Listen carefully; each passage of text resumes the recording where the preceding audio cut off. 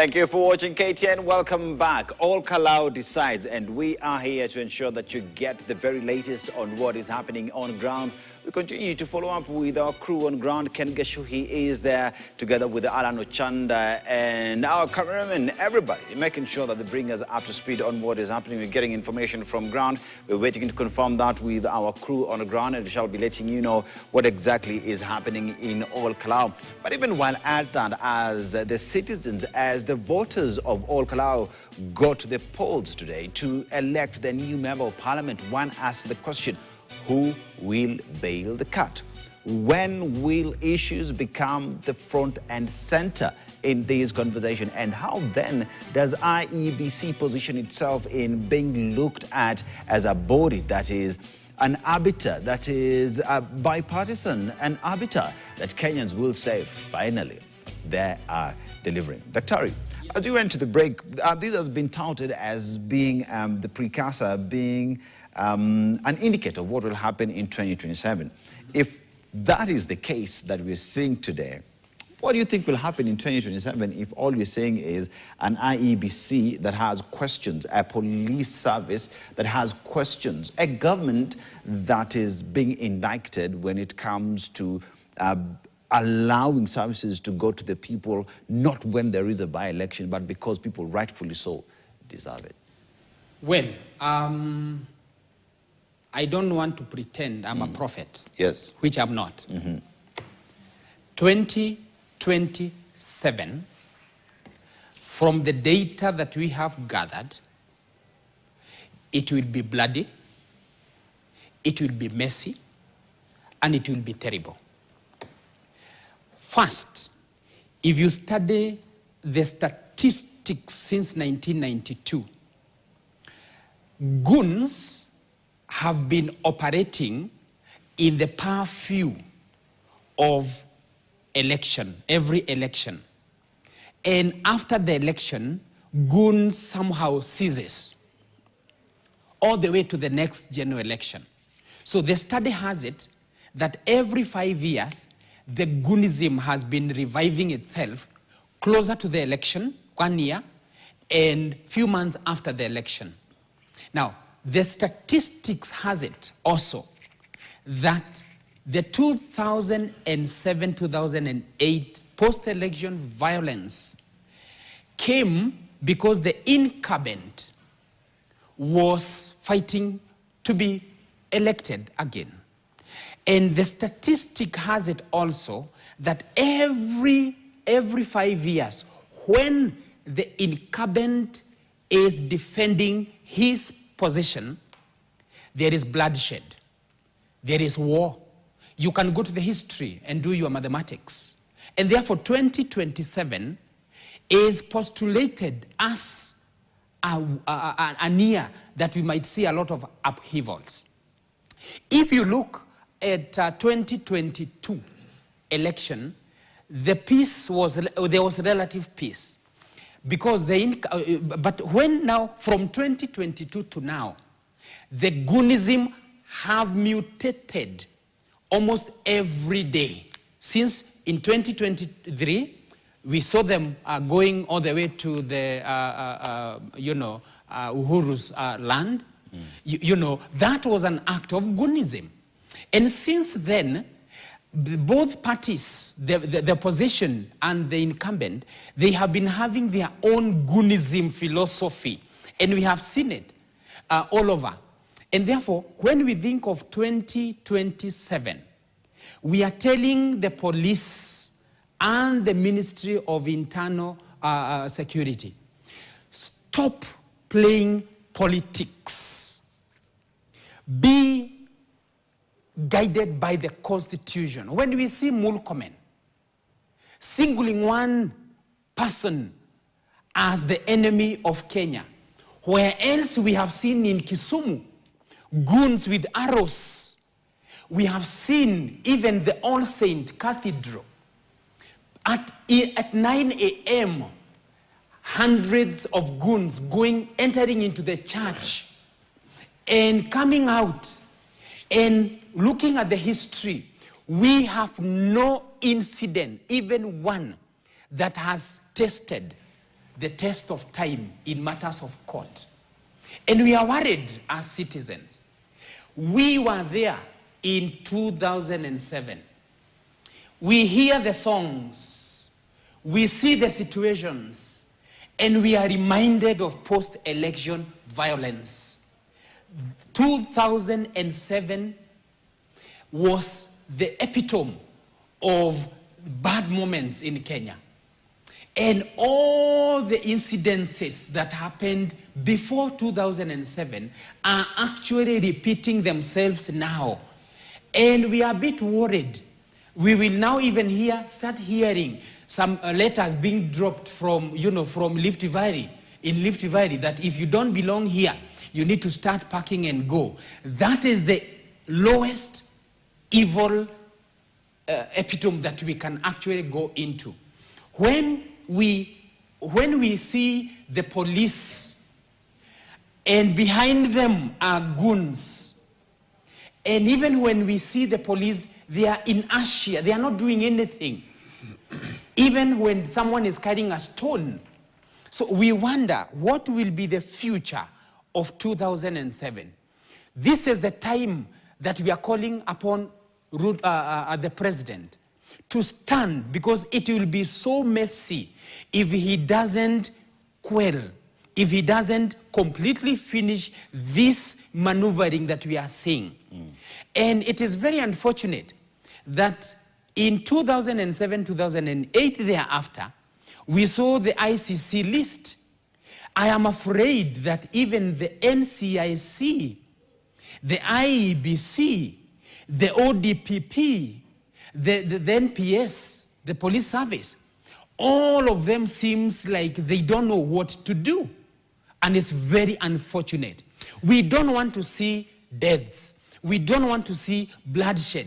We don't want to hear all these goons. And yet we have a legitimate government in place. Grace, as we talk about today's election, because if you go back even to the Mbeere by-election or Malaba by-election, it was touted as being a precursor of what will happen in 2027. Now, as with what is happening in Kalou today, it has been touted as such before. But we look at, I'm keen on looking at the process, right? Because the process is what determines even that election to start with. Because you can't have an illegal process and expect that you'll have a legal outcome, if that makes sense. But with what Dr. has said, there is a report that was given by the Kofi Annan Foundation, and I'll just read through some of the concerns that the foundation raised. And the foundation said that potential key drivers of conflict in 2027 election includes ethnic and local patronage competition, that is negative ethnicity. And one asks the question, where is NCIC? Because that is a body that is mandated to deal with that. There is economic grievances and youth mobilizations. Kenyans today are going on the streets every other day saying cost of living is high. We need that to be addressed. Is it a potential cause for violence in 2027? Now, we look at police conduct and protest management. Where we are today, we're talking about 1,000 police officers who are in Kalou. We equally talking about the goon industry, the goonism that we see in the country and continues to grow. Is that a potential cause for alarm and should be addressed as we speak?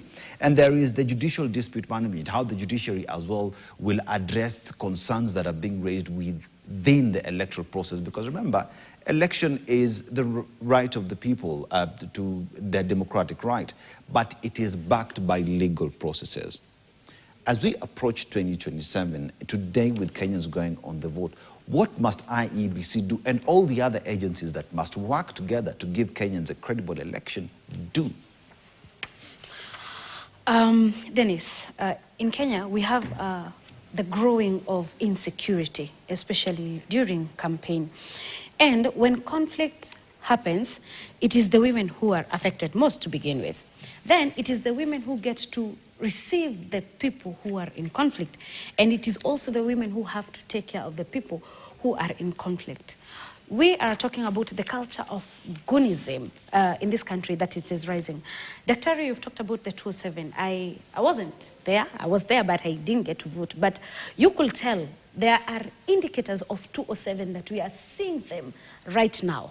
We are looking at a scenario where goons will come out with rules and they're even protected by the police. But where did this problem begin? It began when the executive came out openly and defended his ministers that they can participate in politics.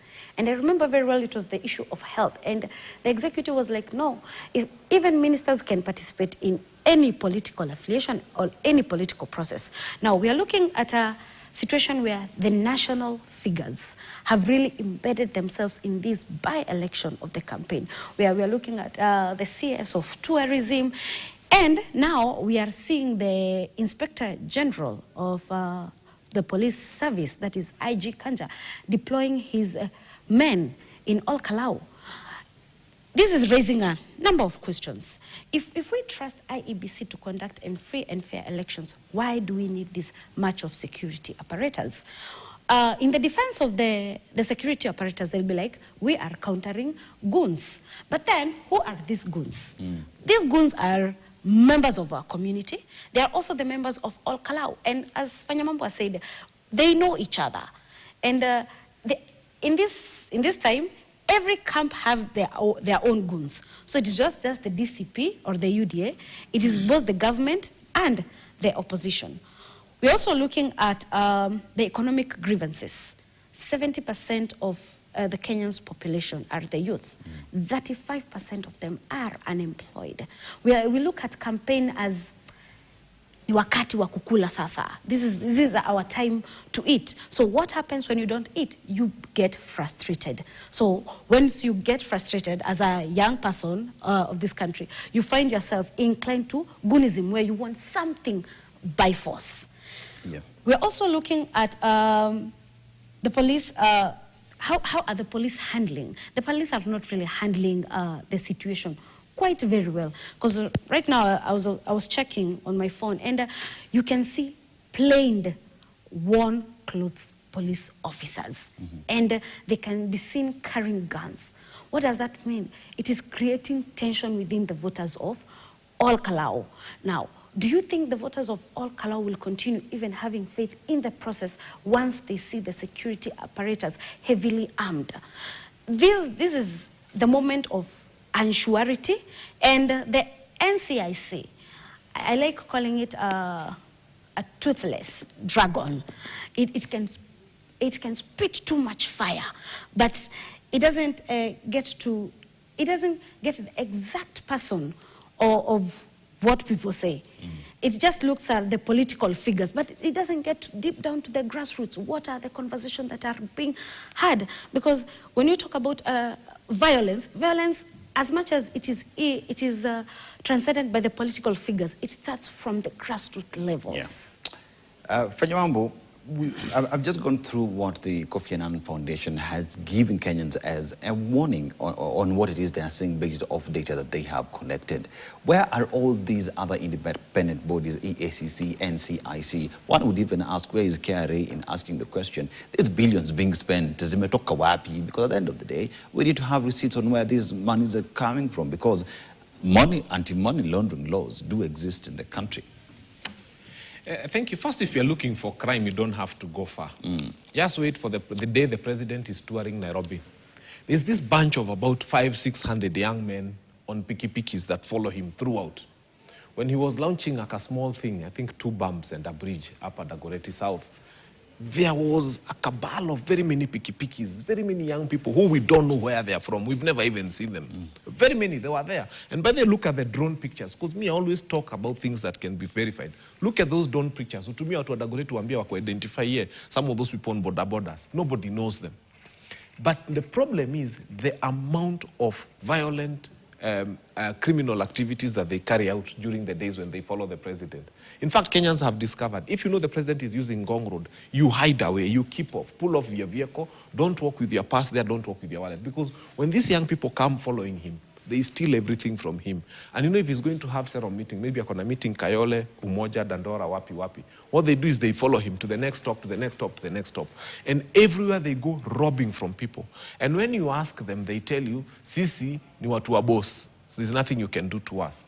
It's gotten worse because when you go to them and when you look at them, and even photos we have online, they even smoke weed in public. And they tell the policemen to kupatie. And the policemen are there and they are helpless. Why? Because the person who mobilized these young people is a politician who is very close to power.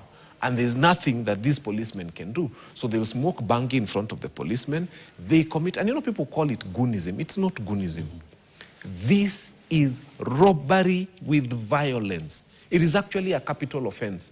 When I find you na kutolea kisu na kunyang'anya simu na kunyang'anya pass as a woman or as a man, that is robbery with violence. It is a capital offense. It is punishable by death or a life in jail. But what are we doing about it? We have reduced it to something called goonism. But it is not goonism. It is actually a capital offense being committed against the people of Kenya. Many other things are happening in Kalou, and they will come out because I know there will be court cases after this.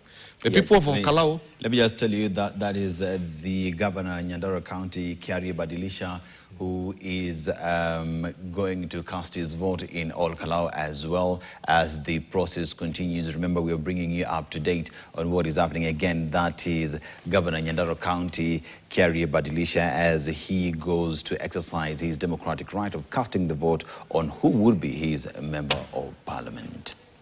It gets even better. The people of Kalou have started sharing screenshots on their phone of messages they are receiving, allegedly M-Pesa, from one of the candidates. It even gives you the name and it says the candidate is giving you fare ya kwenda kuchaguana. We've seen them online. And I'm sure the truth about it will come out even more better. And actually what we want now is to tell IBC, if people of Nyandarua can say, Kalou, we've received this amount of money, and here is the evidence, and here is ati mpaka unalipiwa fare ya kwenda kuchaguana, what is that? But also one thing I have seen that is disturbing is those policemen we've seen yielding guns. They have themselves masked, they've been masked, they are covering their faces, and they are walking with guns towards a police station. Tunawaambia tafadhali, unless you hear wananchi are fighting, please don't send policemen to the polling station. We've seen that old woman. Can't you listen to her cry? She said, sisi hatutaki kupigwa, tunataka amani, turushe kura kwa amani, turudi nyumbani. Why do you want to deny them that right? Why would you deploy masked men with guns and Subarus to certain polling stations? Tunawaomba, IG of police, wherever you are. The people of Kalou have proven to you since 6 in the morning.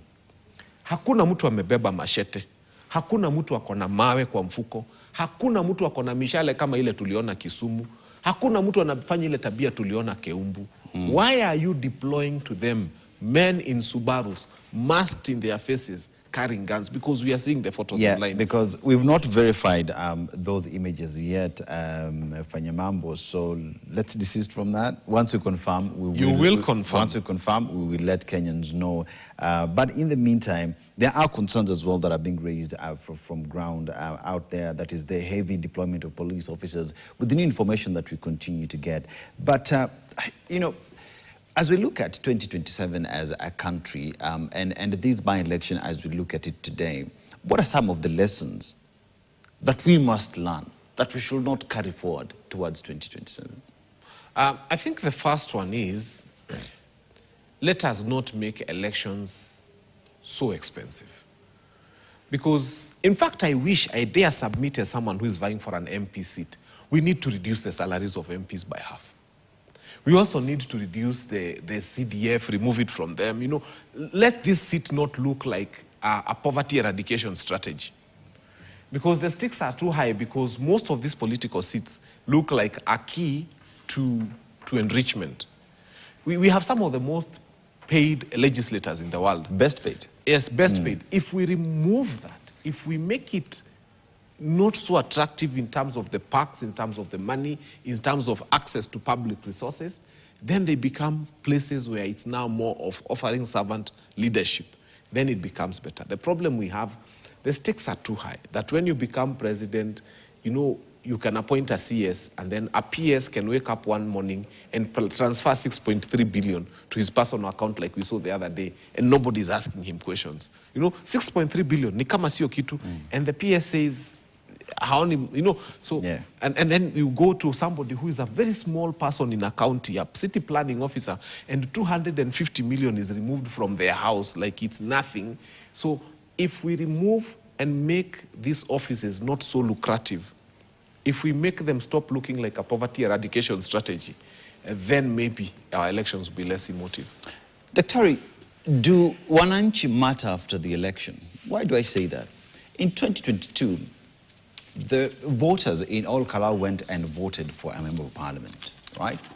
And when they voted for a member of parliament, there are concerns that they had and hope that things would come to them. Good roads, value addition to their products, education would be free, better healthcare, representation for what it is. But we are seeing that even the government that there is has gone back, and everybody else has gone back to all Kalou to show their might right now, because now is when we will come and tafadhali mwananchi tupatie kura. Do wananchi really matter after the election? And what must we then do to ensure that whoever becomes the winner today will remember wananchi at all Kalou? Thank you, Dennis. Do mwananchi matter? I will say this from the prism of a politician. Mwananchi doesn't matter after election, but mwananchi matter before election. And there is so many evidence on that, where we see a politician very close to the populace, the citizens, a year before election all the way, but after election, he or she disappears, comes with big gaslers and drop the window to a level where only an eye can only peep and talk to the citizens. However, citizens matter all through, and it's very unfortunate. If you look at the global politics, as a political scientist myself, if you look at the American politics, if you look at the global politics, they carry the populace even after, through development. But then there's something I also wanted to mention. This election of all Kalou is a litmus paper to DCP. And this is what DCP and also UDA. And I can give you evidence that a year before 2022 election, in July, to be precise, there was a Kiambaa election that happened. That was a litmus paper to UDA against the ruling party Jubilee. And it happened that the Kawanjiko won with only 500, a difference of 500 votes. And those who are in political prism could see that that is a determining factor to the 2022 general election, which was a year before. Exactly a year before 2027, this year, there's another election. And all Kalou, we just have come from a Mudikil, and we can see the trend that the DCP and the UDA, they are almost now fighting 50-50. It doesn't matter. Look at the Mudikil. It was almost 40 to 60, almost 50-50. Look at Behere. The difference was very marginal, very small. Now, chances are this election today of all Kalou will, in one way or the other, determine the prowess of the DCP or the prowess of the UDA. And our eyes are looking forward to see what happens to this election. The other thing, Dennis, I'm afraid of in Kenya is that elections are so peaceful until darkness comes. And we know the enemy loves darkness. We have seen that in Behere. From 6 to 5 to 6 p.m., from 6 a.m. to 6 p.m., there was relatively peace. But after the dawn, we heard that a CS has gone into a polling station and the lights were gone. And that is where the election, it is believed, was stolen. We are also worried of all Kalou, that the elections began so well from 6 a.m. and we can see they are ongoing very well. But the evil of darkness is the master stroke of political derogation in Kenya. Yeah. And therefore we are afraid of what will happen after 5. Let me just update our viewers right now that as you can see on your screen, that is the DCP candidate Sami Douglas Kamau Ngotho, who is going to cast his ballot. Remember, he has been touted as being one of the front runners in this election, and is there to exercise his democratic right, as well as hope and that the people there will give them their vote. Dr.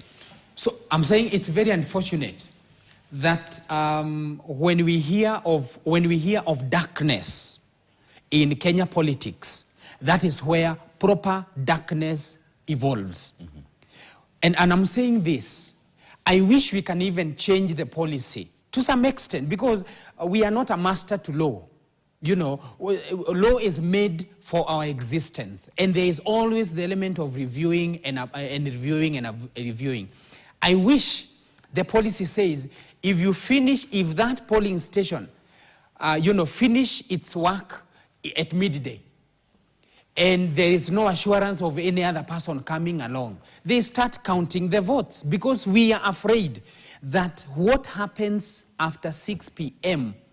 is the evil that will continue to dictate Kenya, even 2027 and beyond. Very unfortunate. Grace, what Dr. is talking about is the fact that there is looming mistrust that does exist with high stakes political context.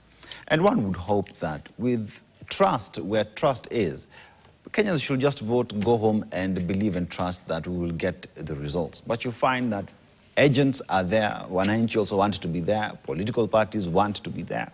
Why the mistrust? And what does that mean as we go towards 2027? What must IEBC, political parties, all the players, including wananchi, do different?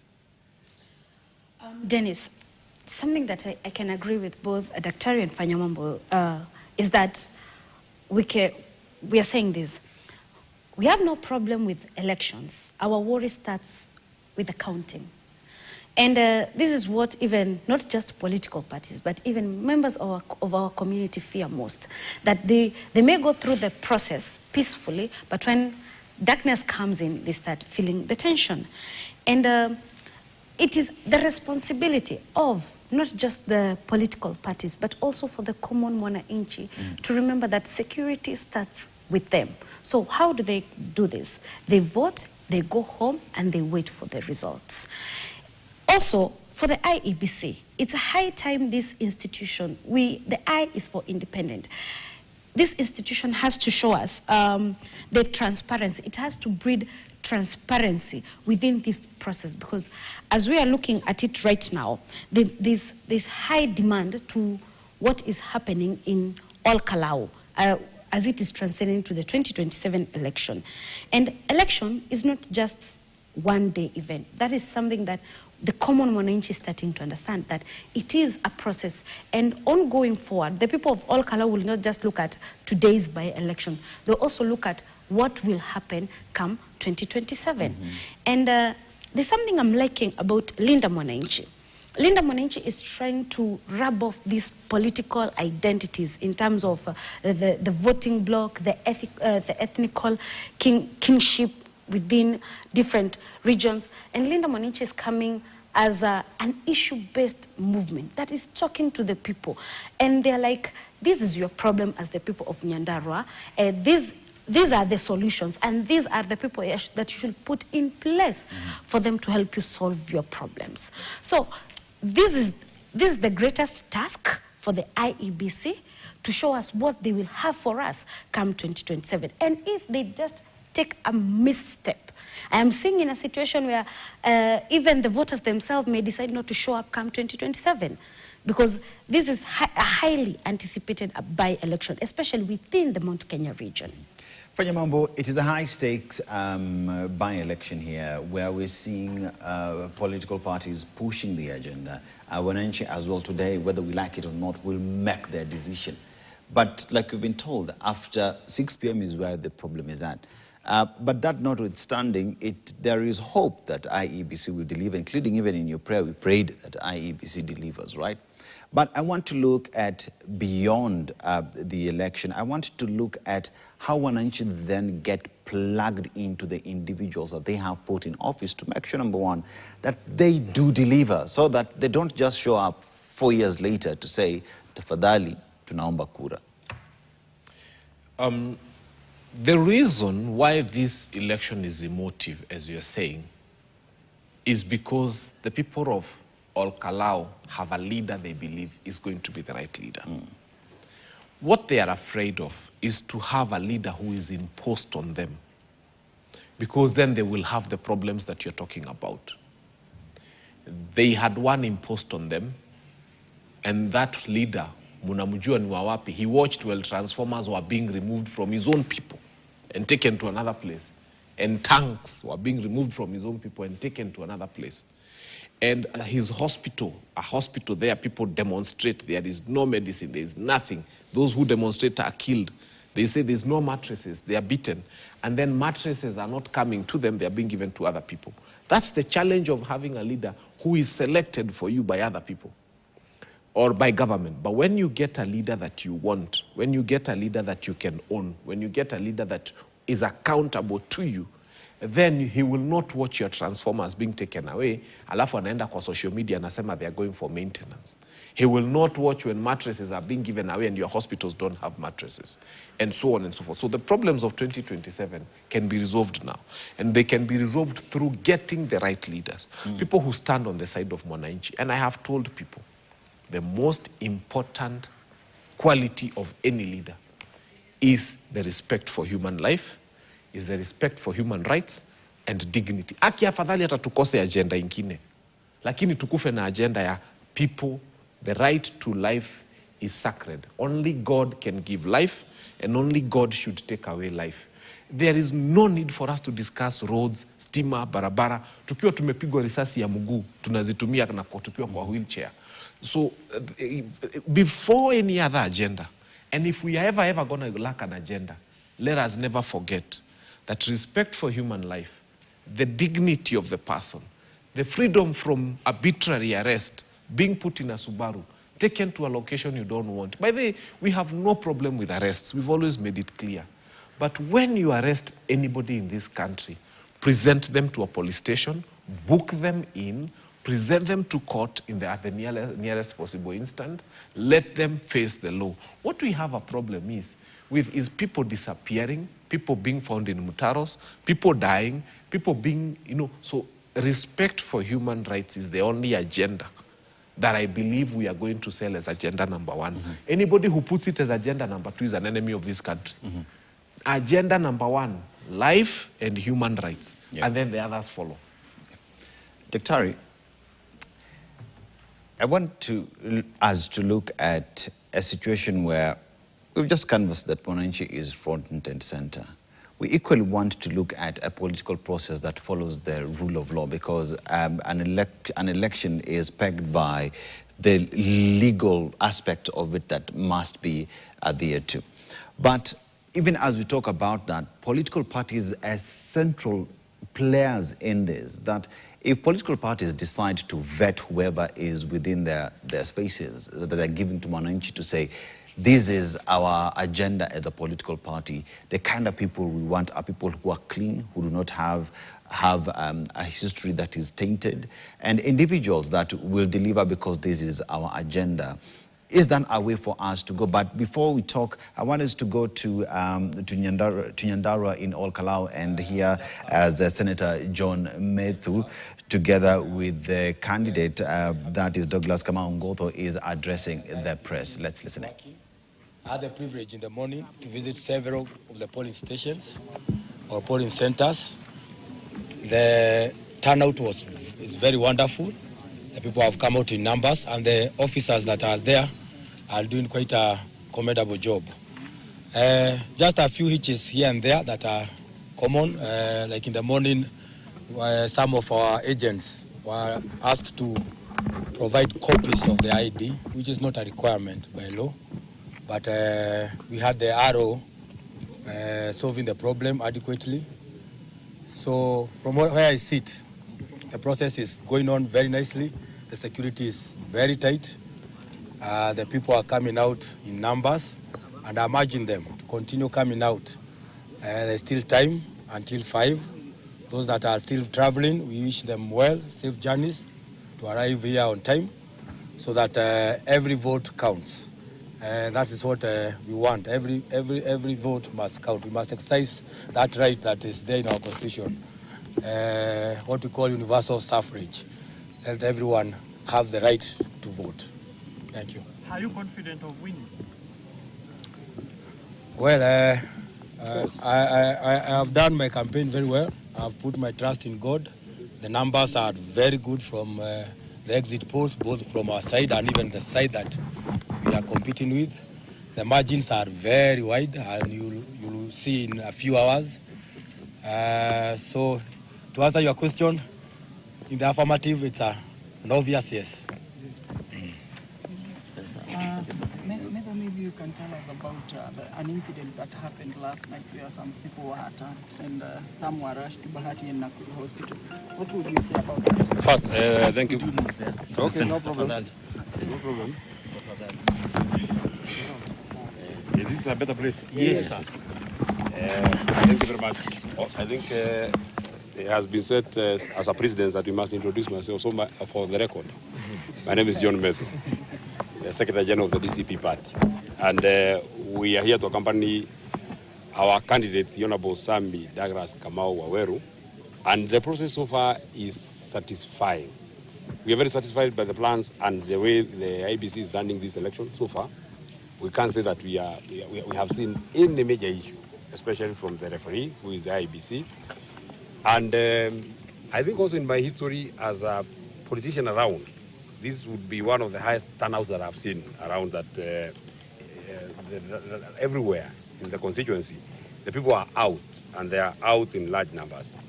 The only issue that I want to say is to urge our people, please come out and vote early. The process is very seamless. You've seen that all the people who are getting in there, they are spending very few minutes and they are out. The process is quite fast. And so therefore, you have no reason of saying that I'll wait at home until the queues are whatever.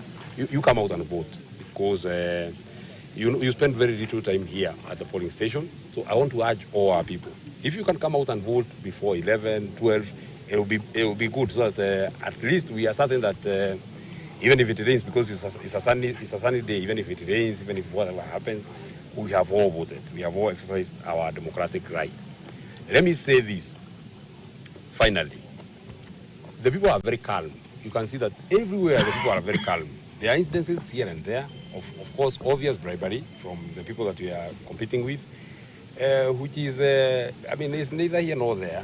The point is, the people are very calm. We want to ask the chairman of our county security team, Bwana Jardesa, the onus is on you. The people are calm. Everybody is calm. The electoral officials are calm. The police officers in uniform are calm. The only thing is that you give us an assurance that there will not be hooded policemen here. Every policeman will be identifiable. That is the exact thing that we expect from our county security team. That's the only thing that we expect, that I will be able to secure all these places. We are hearing here and there, here and there, here and there. But that is Nyandarua Senator John Matatu. But earlier as well, there is the candidate for UDA, Samuel Mushinanyaga, as well, who addressed the press after casting his vote.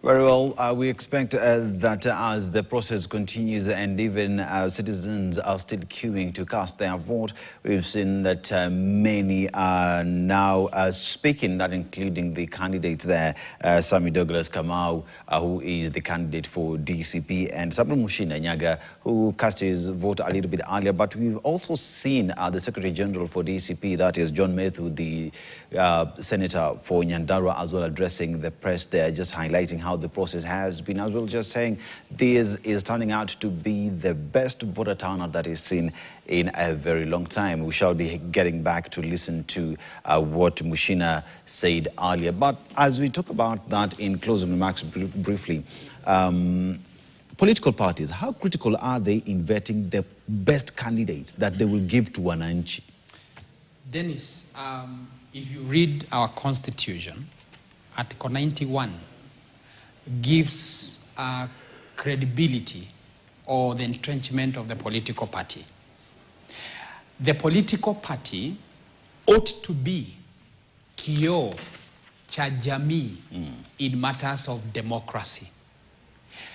According to the Constitution, Article 91, the political parties are empowered to vet, to discipline, and to do all that pertains to good character of a politician. Unfortunately, that's a hogwash in the prism of a political party in Kenya.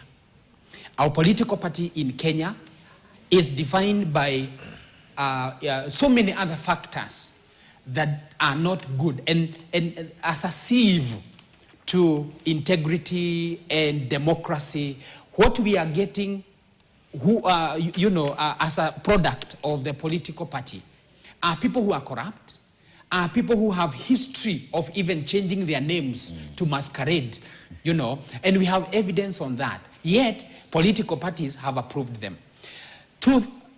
I want to mention about the report that was released by Kofi Annan Foundation. There is also a report that has been produced by a think tank of our own called Mashariki Research and Policy Center. The information, the data that Mashariki Research and Policy Center has produced corroborates with what Kofi Annan says, that next year, unless the government becomes so deliberate from the CS security, and unfortunately we are not seeing that even improving. If you look at the role of IEBC, let them do their work without favor or contradiction so that they can deliver credible and verifiable elections. It's very unfortunate. Yeah. Grace, as I come to you, how do you make sure that whoever will come out as the winner of this election does not hold brief for their party leader, but hold brief for Wananchi, their bosses? Dennis, as I told you, women are the largest voting bloc. So once the results are out, the candidate should know that that person is responsible, not just for the political party or the political leader, but the people who voted that person in. And how can we make this workable? We have to understand that women are the gatekeepers, they are the peacemakers, and they are also the caretakers of our community. And in these by-elections, women will not just come out as victims of conflict, but they will also come out as leaders in preventing that conflict and initiating mediation. Also, with that, this government can also look forward into implementing the Nancy Baraza's task force on the issue of women in security. And how do we do that? By restoring the trusts in our police apparatus, and by also the prosecution process should be fastened, and also justice should be timely. Should be timely. Before I come to you, Afanyamamba, want us to listen to what Samuel Mushina Nyaga of UDA said immediately after casting his vote. Let's listen.